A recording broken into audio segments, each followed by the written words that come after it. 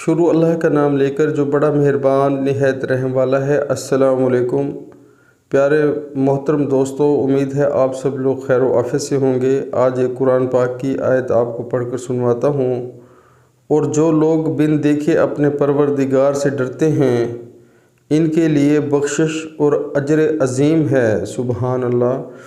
پیارے مسلمانوں، قرآن پاک کی اس آیت میں اللہ تعالی ہمیں بتا رہے ہیں کہ جو اللہ کے بندے اللہ سے بن دیکھے ڈرتے ہیں، یعنی کہ ان کے دل میں یہ خوف ہوتا ہے بغیر دیکھے اللہ کو، کیونکہ اللہ تعالیٰ کو کسی نے نہیں دیکھا انسانوں میں سے، تو وہ جو بندے ہیں اللہ کو بہت پیارے لگتے ہیں اور اللہ تعالیٰ ان کی بخشش کرے گا۔ جو اللہ تعالیٰ کو بغیر اپنی آنکھ سے دیکھے اللہ کا خوف دل میں رکھتے ہیں اور گناہوں سے بچتے ہیں۔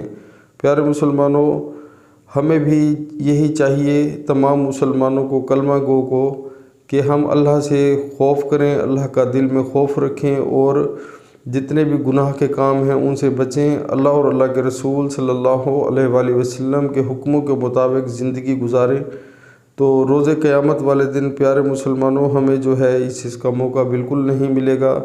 آج اللہ تعالیٰ نے ہمیں صحت تندرستی عطا فرمائی ہے، زندگی دی ہے، تو آج ہی سے سچے دل سے نیت کریں کہ 5 وقت نماز باجماعت ادا کریں گے اور بن دیکھے اللہ تعالیٰ کا خوف دل میں رکھیں گے۔ تو پیارے مسلمانوں، یہ جو خوف ہے یہ اللہ تعالیٰ ہدایت والے لوگوں کو دیتا ہے، جن کو اللہ تعالیٰ ہدایت نہیں دیتا ان کو یہ خوف نہیں دیتا۔